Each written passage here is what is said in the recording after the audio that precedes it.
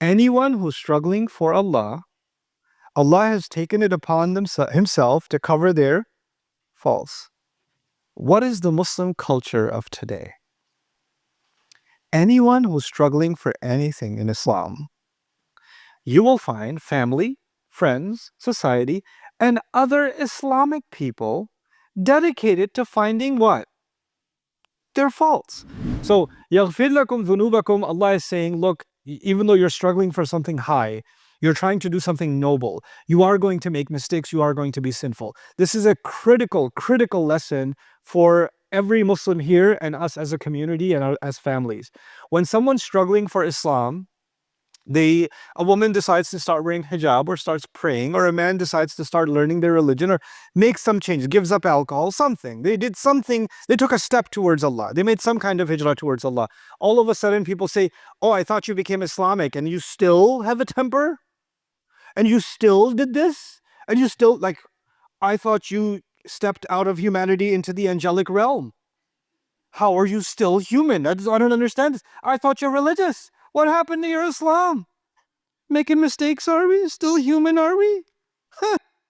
These Islamics, you know what that is? There's an expectation created that now that you're taking your religion seriously in some way, then all of a sudden you are the ultimate ambassador of Islam in all things, and you are not capable of any fault. You can't end up accidentally backbiting somebody. You can't end up missing a prayer. You can't end up, making a mistake here, there, slipping up here and there, having a fault. You can't do that. You know you can't, because you're supposed to be the Islamic one. In other words, you can't have dhunub.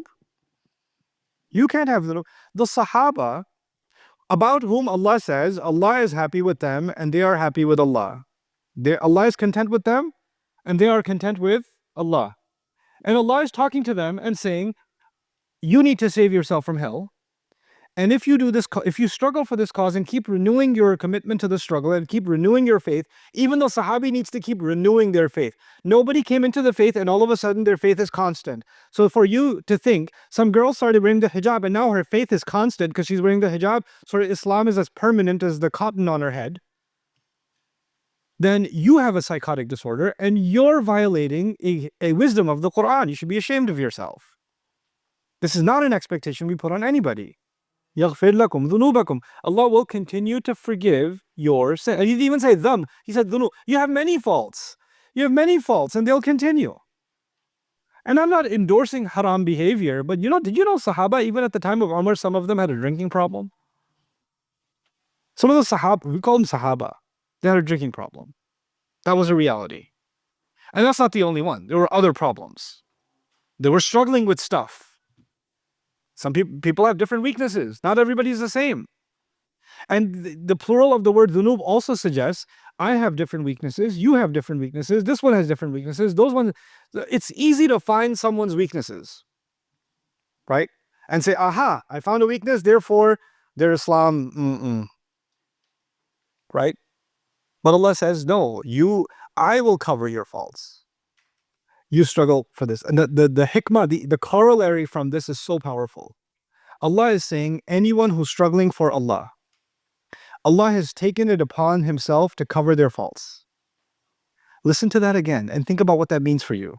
Anyone who's struggling for Allah, Allah has taken it upon Himself to cover their faults. What is the Muslim culture of today? Anyone who's struggling for anything in Islam, you will find family, friends, society, and other Islamic people dedicated to finding what? Their faults. Here Allah is promising, I'll cover your faults, and here we are busy dedicating entire YouTube channels to exposing faults. Somebody needs to say this. No, actually, only Shaitan needed to say this. Nobody else needed to say this. What happened to man satara mu'minan satarahu Allah yawm al-qiyamah? And if you're saying some people need to be held to a higher standard, I don't think anybody should be held to a higher standard than the Sahaba. Am I wrong in that? If you're thinking somebody should be held to a higher standard than the companions of the Prophet himself, sallallahu alaihi wasallam, then please educate me. I'd love to know. يغفر لكم ذنوبكم. And from what we love, Allah loves for us, based on His attributes. Allah is Ar-Rahman, so He likes us to have Rahmah, right? And Allah is Al-Ghafur, so He likes us to what? Forgive. Allah is Al-Hakim, He wants us to seek wisdom. Allah is Al-Hadi, He wants us to seek guidance. Allah is Al-Alim, He wants us to seek knowledge. Allah is Al-Adal, He wants us to be just. Isn't that the case? If Allah is Ghafur, the coverer of faults, Allah is Ghafur, what does He want us to be? A personality quality that we should have. A personality, like part of my personality. Just like part of my personality should be care, love, justice, thoughtfulness, seeking knowledge. A part of my personality should be covering what? And I didn't say forgiveness. I didn't say forgiveness. What did I say? Covering faults. Because something may not be forgivable, but that still doesn't mean it needs to be uncovered. Justice is something else. Afu is closer to forgiveness. Afu is closer to forgiveness. خذ العفو, right? But maghfirah is covering the fault. That this is a kind of satr. Man satara mu'minan satarahu Allah yawm al-qiyamah. Whoever covers a believer, Allah will cover them on Judgment Day. Right? That's another piece of it. These are things that Allah just mentions in passing sometimes, but if you stop and contemplate them, you say, Ya Allah, you're offering me this in Jannah, and I'm making sure fellow believers, fellow human beings are stripped of this in this dunya. And how am I expecting you to give me this in Jannah when I don't even want someone to have even a glimpse of this in this dunya? وَيُدْخِلْكُمْ جَنَّاتٍ تَجْرِي مِنْ تَحْتِهَا الْأَنْهَارِ, and after that He shall enter you into gardens at the bottoms of which rivers flow. So gardens are now being described. They seem to be in a high place because underneath them there are rivers. So this is the imagery of mountaintop, forest-like, gardens. And when you go there, you're above the waterfall. So though you're not under the waterfall, you're over the waterfall. The waterfall is under your feet. It's coming from, and you have this elevation above. Jannatin tajri min taht. By the way, this is like the richest of the rich, right? And Allah is talking in the moment to the poorest of the poor. Like Arabia, Hijaz at the time is the poorest region known. And these people are poorer than the poor. And Allah is offering them, but even though you would think they're poor, so Allah will offer them riches, the biggest rich He offered them is they will save themselves and they'll be forgiven. That was a bigger reward than this. يَغْفِرْ لَكُمْ ذُنُوبَكُمْ is muqaddam. It came first, and this is mu'akhar. This is later. Oh, and also Jannah. وَيُدْخِلْكُمْ جَنَّاتٍ تَجْرِي مِنْ تَحْتِهَا الْأَنْهَارِ. And the yudkhil is also, it's so beautiful. Allah could have said He'll give you Jannat, right? But He said He will enter you. In other words, it's as if Allah is walking you in. It's as if Allah is rolling out the red carpet. Allah is doing that for you. Allah is giving the welcome. Yudkhilukum. It's one thing that you open the door for someone and you allow them to go in. It's another when a guest comes and you come out to the car and you say, let me have you come into the house. Please come in. And you sort of walk them in. Allah says, I will have them walked into heaven. يُدْخِلْكُمْ جَنَّاتٍ تَجْرِي مِنْ تَحْتِهَا الْأَنْهَارِ. And that would have been enough. And that sounds pretty nice. But Allah adds, no, not done yet. وَمَسَاكِنَ طَيِّبَةً. And beautiful homes. And the word masakin, man, I tell you, when translation falls short, there's one of them places where translation, it falls short. I'll tell you about masakin later. I'll tell you about tayyiba first. The word tayyib, I'll come back to that. Al-tayyib, ma yutatayyibu bihi. Perfume is tayyib. Perfume, you smell it. Wow, that's good. And your pupils dilate and your senses open up. That kind of perfume, not the kind that the brother gives you at Jumu'ah. He wants to put the allergy oud on you, right? You ever know that? It's almost a weirdo that's like, why does every masjid have that on the planet? There's one guy that's just marking everyone.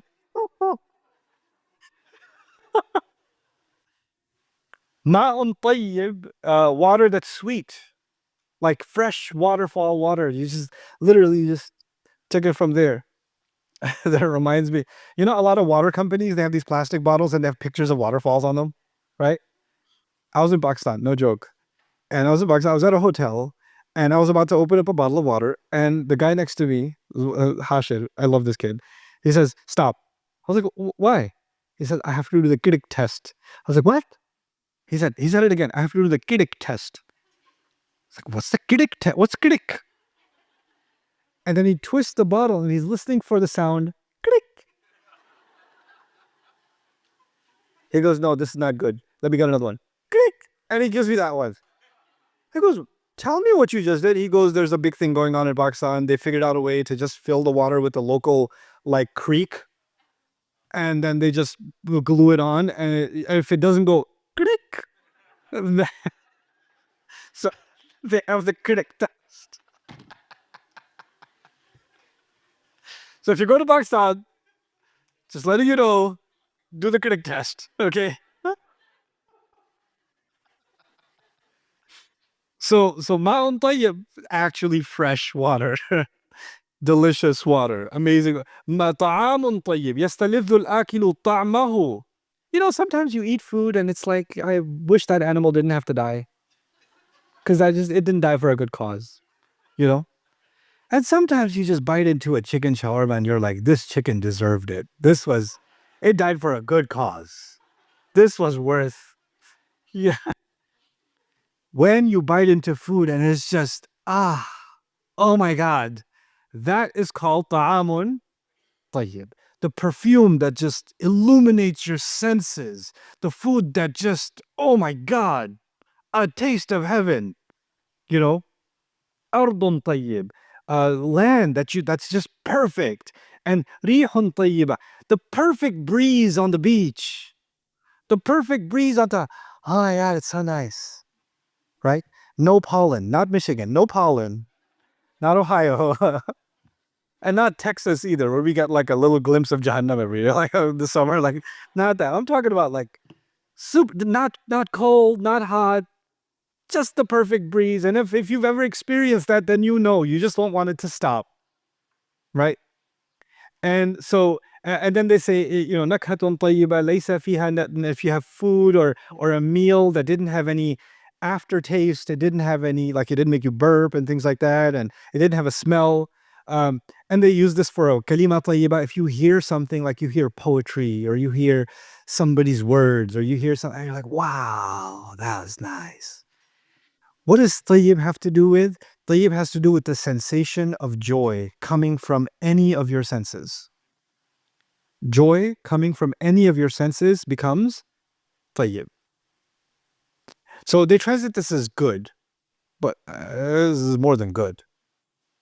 This is joy, the joy of smell, the joy of sound, the joy of words, the joy of food, the joy of a breeze. What's in common in all of them? Joy.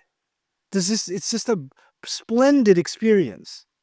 Now Allah says, masakina tayyiba, homes that will be tayyiba. By the way, everything halal, you know what Allah calls it? Tayyib. Kulu mimma fil ardi halalan tayyiban. Now just comprehend what Allah is saying about the halal and what the halal is supposed to be. The halal is supposed to be, is meant to be tayyib. In a sense, it's actually supposed to give us a glimpse of Jannah. Because in Jannah we have masakin al-tayyiba, right? Now, let's talk about masakin. Masakin is translated as homes. But the word masakin comes from sikin. Sikin in the Arabic is a knife. And istiqrarun fi jawfi, and sukun is actually food that rests inside, nourishing food. When you eat, not to your fill, but enough to just feel right. If you eat any more than that, you're going to have the Ramadan syndrome, right? The iftar syndrome, right? Just the right amount. That's called sukun, meaning you're at rest when you eat that much. That's enough. استقرار في جوف حيز أو باطن كالقوت في الجوف كهمود ما يذبح بالسكين في مكانه. So when something calms down and settles, by the way, even someone who's sakin is someone who's not moving. When the night becomes still and calm, that's the sukunul layl, right? Ma sakana fil layl, right? This is how Allah describes it. Now, from it came the idea of a second, meaning your home, because you find relaxation in it. You calm yourself in it. You stop moving. You're not agitated in your home. Now, if I mean, well, I travel a lot, as you might guess, and it gets exhausting. At some point, you're just like, I don't want to see the inside of a hotel room. I just want to go home, right? And then you go home, and you're like, okay, now what do I do? Right? You can settle in, but you can only settle in so much before you say, gotta do something. Gotta do something, right? Now the thing with the addition of tayyiba with masakin is really cool. You're gonna be at home, and people usually do something to they leave home or they do something else to find the experience of joy, because the home is where you're used to things. Home is your calm. Home is not your joy. Home is not your excitement. Home is not your wow. Home is your normal. You're stable. And Allah says, I'm going to make your stable into your wow, right? I'm going to make your masakin into your tayyiba, right? So you know how people say, what are we doing tonight? We're going to go eat, at barbecue Thursdays, right? I don't want to endorse a restaurant. So I'll make up names, okay? Shawarma royalty? We're going to shawarma royalty? And there's an excitement.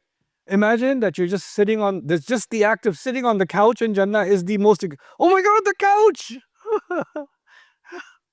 And then the food that's coming and all of that. And then there's interesting variety here. Some narrations will describe that a single home will Jannah will have 70 meals and 70 rooms and 70 different kinds of company and 70 this and 70 like it's not an apartment. It's not just upstairs and downstairs. There's a lot of up to the upstairs and there's a lot of down to the downstairs and there's a lot of places.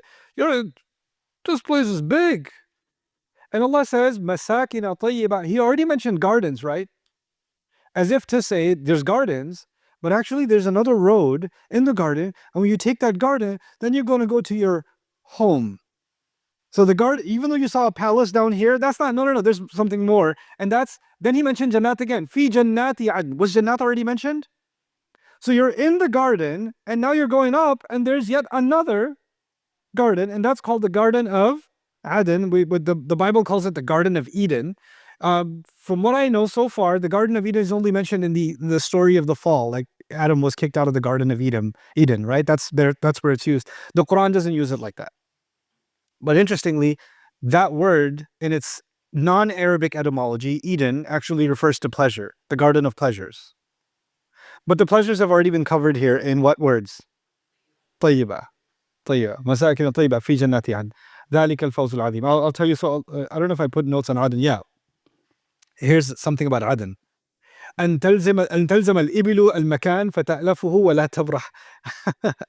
When a camel, sometimes camels remind me of some people, but a camel, when it sits down in a place where it's totally comfortable and it's not going to move now.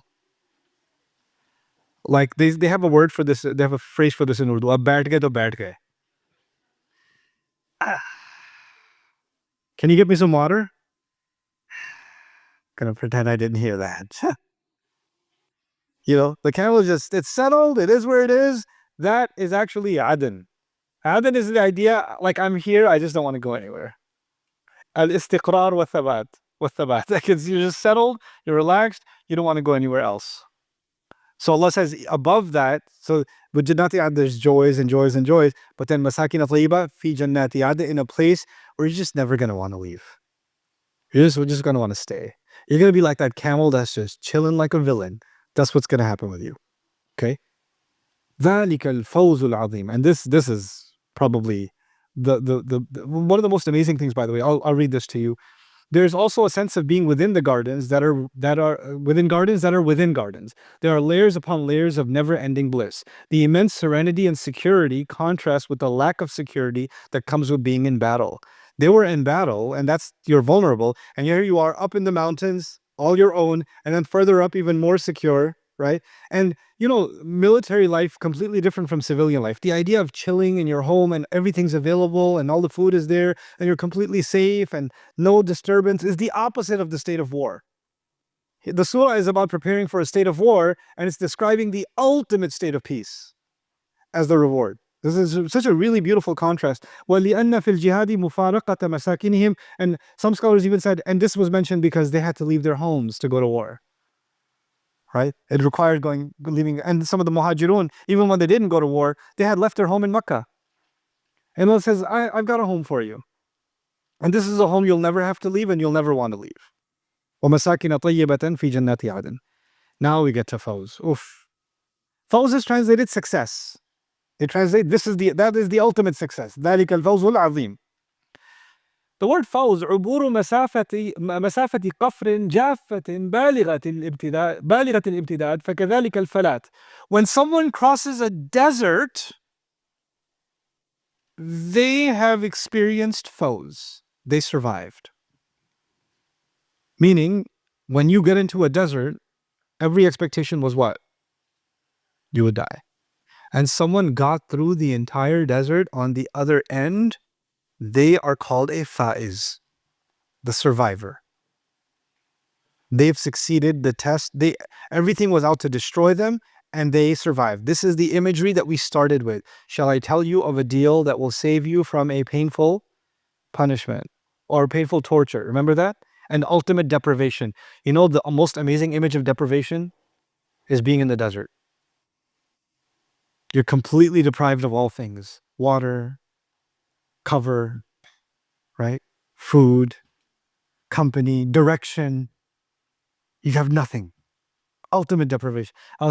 And Allah is now comparing my life, your life, without this escape path. Right now, as you are in the desert. And follow this path, and you will be from those who made it across the desert. And that is an amazing cross. That is an amazing cross across the desert. ويلحظ أن الاسم على صيغة اسم المكان فهي موضع ذلك كان تأويل اسمها ما يقتضي العبور أي الاستعداد له to cross it and to have the means to do so. وعبور الصحراء and to cross the desert in its entirety. وهو نظيرها من مظان الهلاك. That's why this word was used also in the meaning of death. وخلوص وقالوا الفوز النجاة. They used to say al-fawz actually means rescue. And the opposite of what was used, فوز الرجل مات. They would say somebody died in the desert, they didn't get through, فوز. They didn't get to have fawz. So it's لغة الأضداد, right? It's called salb in Arabic, when you use the same word for the opposite meaning. So Allah says that is the escape. So now it's so cool that Allah described crossing a desert, but the imagery was that of a mountain and guarded, the opposite of desert, right? Work towards that, and that's the only way you'll cross this desert. Life is now being described as a desert if it has no purpose. If it is without تؤمنون بالله ورسوله وتجاهدون في سبيل الله بأموالكم وأنفسكم. You're just wandering in the desert. You don't even know how lost in the desert you are. And by the way, this imagery occurs again in the Quran. Allah says, أَلَمْ تَرَ أَنَّهُمْ فِي كُلِّ وَادٍ يَهِيمُونَ. He talks about entertainers, poets, and says they venture into every valley. But the word yahimun is used for a camel that got lost in the desert and is looking for water. Right? And he describes them that way. SubhanAllah. May Allah keep us from that him. And by the way, that one of the punishments in Jahannam is وَفَشَارِبُونَ شُرْبَ الْهِيمِ. They're going to drink the drink of him. Him is again the wandering of the desert of the camel. That's how they'll feel in Jahannam. May Allah protect us all from Jahannam. So he says, he'll enter us into these beautiful homes, ay tahiratan, these homes will be pure, zakiyatan, mustalidha, they'll be so wonderful to enjoy. وَهَذَا إِشَارَةٌ إِلَى حُسْنِهَا بِذَاتِهَا. And this is enough to tell us how beautiful they will be on their own. وَقَوْلُهُ تَعَالَى فِي جَنَّاتِ عَدْنٍ إِشَارَةٌ إِلَى حُسْنِهَا بِاعْتِبَارِ مَحَلِّهَا. But then there's another beauty of the neighborhood. Because you can have a beautiful house in an ugly neighborhood. Just come to Texas, I'll show you. Right? You can have beautiful homes in ugly neighborhoods, right? Like Qarun. Qarun had a palace in the middle of the Israelite encampment in the ghettos. Because he's the only rich guy. So he built himself like a palace in the ghettos, right? Like he was right next to like a liquor store and right next to like, you know, that's where he built his palace. But in real estate, it doesn't matter how nice the house is. What's first? They say location, location, location. So Allah already described the nice house, masakin tayyiba. That's not enough. We got to talk about location too, right? So what's location? Fi jannati. Okay. Wow, the house is nice and the location is nice. I've been involved in real estate for some time. You can have the most beautiful home in the ugly neighborhood, and it's cheap. And you can have the ugliest home in an expensive neighborhood. Like you can have the ugliest apartment in San Francisco, or the most horrible looking, wretched, like you wouldn't want your dog or your dead cat to live there, apartment in New York City, and it's more expensive than the beautiful home in the middle of nowhere, right? There's not even a comparison. Why? Location determines the price. And then on top of all of that, oh my God, if your place has a view, if you're booking a hotel and your hotel window overlooks the AC from the other building, or your hotel window overlooks the sea, the other side, which hotel room are they going to charge you triple the price for? Because of the view. The Quran is describing these homes get higher up, don't they? So you're getting the most beautiful homes in the most beautiful location, and one of the most spectacular features of the location is all 360 degrees is a view, because you are up above in Jannati Aden, right? It's top of the mountain, mansion atop the hill. Everything else is in the view. ذَلِكَ الْفَوْزُ الْعَظِيمُ. Hey guys, you just watched a short clip from this surah. What I want you to do now is go through the entire surah with me. It's called the Deeper Look series, and you can catch it on bayinatv.com under the Deeper Look section. So get started.